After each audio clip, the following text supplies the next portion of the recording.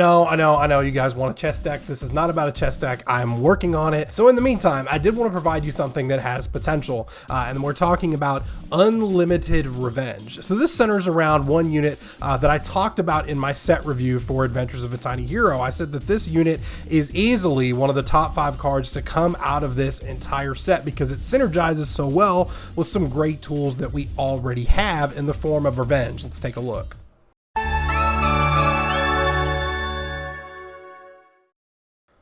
This is what some people are calling the Infinite Revenge Engine, and this deck is going to look really similar to something that's been popular for quite some time, combining some cards from the red element with some of the black ones that end up having the ability to come back over and over again and getting a lot of value out of them just being really, really cheap, especially when revenge comes into play. So let's say goodbye to my face and talk about these cards in a little more detail. The hero art we are using is Spike Dive Bomb from Nergigante. It's 15 AP to give one unit +4/+4 and an added effect that says whenever this unit makes its next attack, it will be destroyed. A couple of key distinctions here. So if you were to use this on a unit as it is getting ready to block an attack, that will not count as an attack because you are on the receiving end. You are the defender in that situation. So that's just something to keep in mind. This is super, super cheap. And the reason the hero art is so good is because a lot of these units, it's okay if they die, especially because we have Mega Tortoise. He is a red unit that's been around since the Force Seekers in January. Did I say Mega Tortoise or say Mega Turtle? I don't remember. This guy. He's a 3-cost 1/5 that says whenever a friendly unit other than itself dies, it deals 3 damage split among enemy units. You can get a lot of value out of this with things like Zombie that has Revenge, Gate which has the growth levels that will eventually make it destroy itself anyway, Junie who you want to die to get that extra MP, and you also have units, ways that you can get rid of your units with things like Mad Massacre, which will allow you to be able to deal extra damage. So a few other things here that are useful. We've got Chain of Fists. It's really, really cheap, and especially when you build it up, it gives you a good amount of damage. Liberating Slash is great for removal. Agent's Memories is a great finisher. That's really all we need from red. We've also got Hatred Reborn here to bring back some of these cheap units, the ones that don't have revenge if they die. And we also have, in the terms of removal, we have Murderous Spikes, which you've seen before, and then a very overtuned card that's really, really solid, and that's Fate of the Unworthy. You're going to be destroying a lot of things with this card. It covers a lot of ground. Not as much back when it first came out, but this card is still really, really good. So the new card that everybody is focusing on with this build, that's this guy. It's a Jewel. I don't know if I'm saying that right, but that's how I'm going to call it. He's a 3-cost 2/5 creature, and whenever he ascends, he gains +1 attack and revenge +2/+4. So something that I want you to keep in mind is that because you can continue doing this ascension revenge thing, it essentially gives you unlimited revenge potential, which can carry really, really far, especially when you get to the end game and these guys just end up being super beefed up, super powerful, and they are mega, mega cheap. So generally with this deck, the longer a game goes, the better off you're going to be because your resources are just going to be able to be spammed. You have a cheap hero art that's going to let you pop your units, and at the end of the day, it's not even bad if your units get popped because you're dealing spread damage anyway. I also want to add another note for this super powerful guy right here. That is Civilization Rebel Sigma, who also has unlimited revenge on his own. So naturally, he fits really well in the grand scheme of this deck. Here is the QR code if you want to give this a spin for yourself. This deck, not much has changed since it really became popular, other than the fact that a Jewel, in all honesty, in my opinion, makes it seem a little bit better than it used to be. And the other version of this deck wasn't bad either. So let's take it for a spin. One thing I want you to keep in mind is I recorded a lot of these matches in the very early beginnings of this expansion, even though it's still relatively early. So there's a lot of Feline to go around. A lot of people were experimenting with Choral Orchestra, which I do think has a lot of potential. So right away, we have a pretty good hand. The fact that we have Sigma and can get him going early, plus a Gate, we've got a Zombie, and a Fate of the Unworthy if something too pesky gets in our way. So throwing out Gate first is generally best because you're going to be able to build up his growth levels. And throwing out Sigma on the board, unless he gets sealed, is never a bad thing because you want him to kick the bucket anyway. Now, in a perfect world, we don't really want him kicking the bucket against this Chris here, who can end up being really, really powerful. So we're going to Fate of the Unworthy this Karin, because Karin, if you remember from my Feline video, gets extra shields every time humans hit the board, and that can be really, really pesky. So we want to put an end to that if we can. So Chris, what he does is on victory, he gets more stats and makes the rest of the units on the board a little bit stronger. So you can see the blocks coming out here to try to keep this guy alive. But lucky for us, we are able to get a chain fist in there before he pumps out that shield. But then the Sigma is going to kick the bucket, which is fine. That's what we wanted it to do. I would prefer the Sigma die without Chris getting the victory effect. We can deal with it on its own, just like that, by dropping that zombie, getting the final level up there with Gate, and although he doesn't get the damage on the hero, he does pop that Karin. Heavenly Kicks Chun-Li comes out, and here's what I'm talking about when I mentioned using Spike Dive Bomb on defense. We pop that right there, and that zombie is able to clean up that Chun-Li in one hit.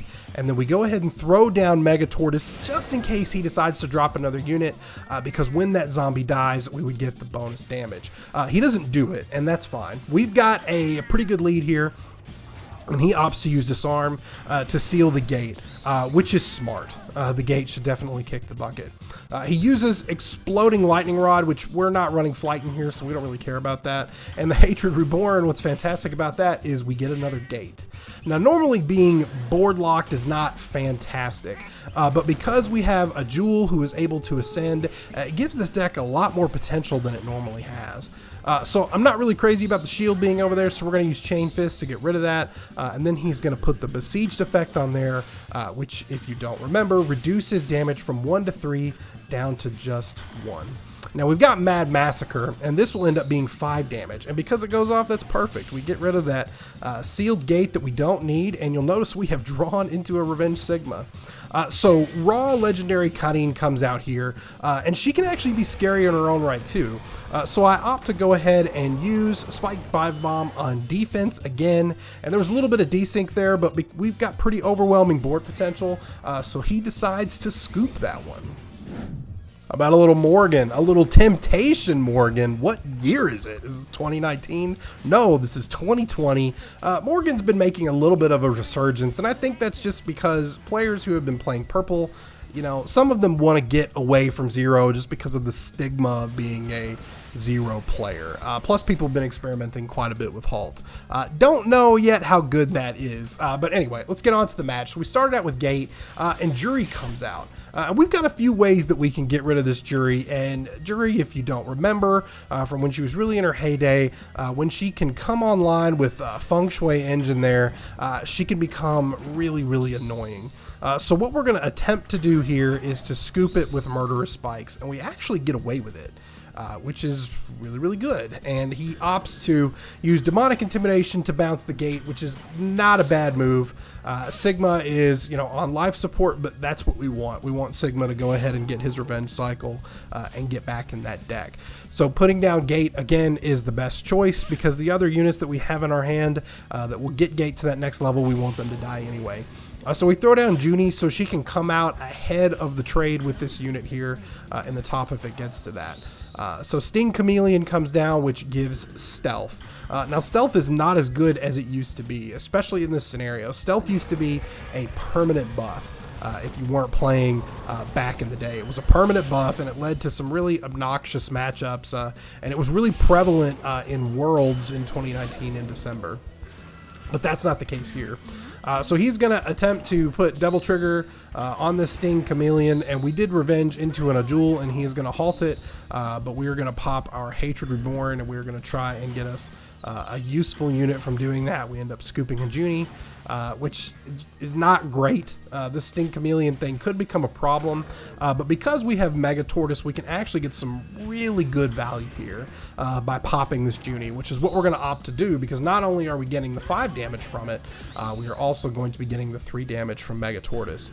He uses Splendid Buffet, but that's not enough to kill the Junie, so that's fine. It does give him a little bit of life, and it is going to put him in range of being able to use Temptation for the halt, but he's not getting as good a value as he could because there's only 2 units on the board, and neither one of them are particularly strong. Ajul is okay.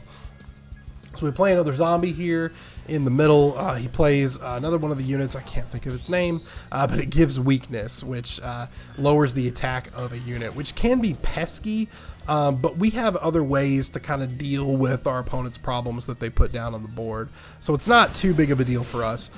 We get Zombie Revenge coming out, and we have another Ajul, which is great. Unfortunately, we don't have one in hand. So we're really in a situation here where we're going to have to get rid of something. So we opt to, once again, use Spike Dive Bomb on defense. So we're going to get that pop, and then he's got the threat of 7 damage that he needs to keep up with. Hunk has a shield, and I would really love to get rid of that because if you're not familiar with the legendary Hunk, if he comes online, if units continue to die that aren't him, he's going to get super, super powerful. But by actually getting rid of that Ajul, because of the Mega Tortoise damage being a different trigger from the Mad Massacre, we actually get the sweeping kill, so it's fantastic. Sigma comes out with Revenge. We got another zombie with Revenge. He's got a Splendid Buffet. He's going to try and get a little bit of health back, but I would rather have health back instead of him. So I try to use Liberating Slash, but he has another Splendid Buffet, but that's okay. He's already used all 3, so he's not really going to be gaining any more life against us. And we have board control, and we've got lots and lots of MP to work with here because our resources are so cheap. We have another Revenge Ajul, and he's going to be even stronger because he ascended 1 time. So he is going to get rid of the Sigma here. There's nothing we can really do about it. I use Chain of Fists here to try and see if he's got any form of counter, because we have Agent's Memories in hand. That is a factor, and we can use that to clean up a match.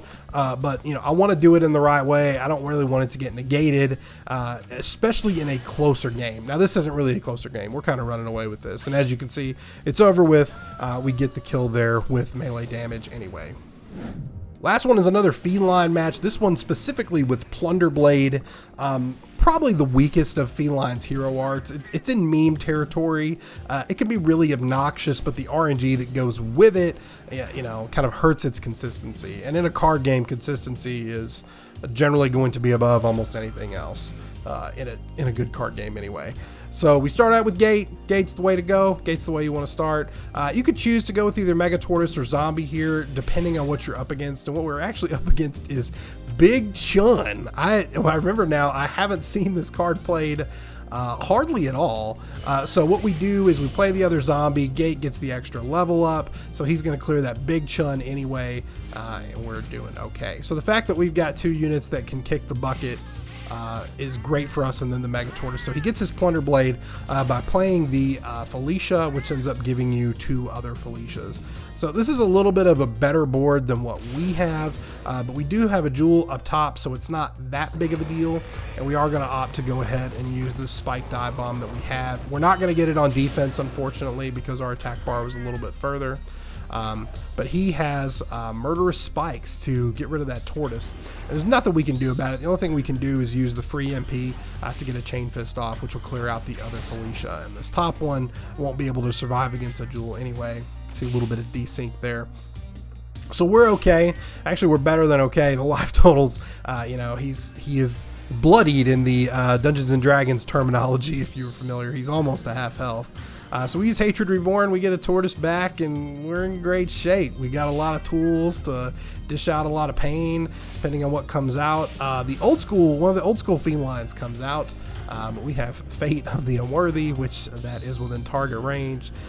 Deal a little bit of extra damage there, and we are still in good shape. Don't have a way to ascend here, but we've also got Agent's Memories on deck. And we're in pretty good control. So the new Rufus comes out, but he's not that scary because we have Chain of Fists. We use that to pop the shield. The Ajul trade, but that's fine. We drew into another Ajul. We could Hatred Reborn here if we need to. But I ended up just playing the raw Ajul just for the board presence, and we closed that one out pretty convincingly. If you like to put a lot of units on the board, this one can be for you. It's really, really fun. It's effective. It's got pretty decent matchups. I'm not saying it's tier 1 or anything, but it can certainly get you to champion if that's what you're looking for. You can also probably climb with this as well. I know Kyle P puts a lot of stock in these style of decks, and Kyle P is one of the best TEPPEN players in the United States. So I think we can trust his opinion on this one a little bit. Thank you guys so much for watching. I'm working on a new chess variant, so hopefully I'll have that ready for you guys very, very soon. I'm also working on some other side projects that don't necessarily relate to this channel, but possibly another one where I'm going to be pursuing a different passion. So hopefully I'll have some news on that for you guys really, really soon. I love you guys. Wear your masks. Don't be a dummy. Wear your mask. And I'll see you next time.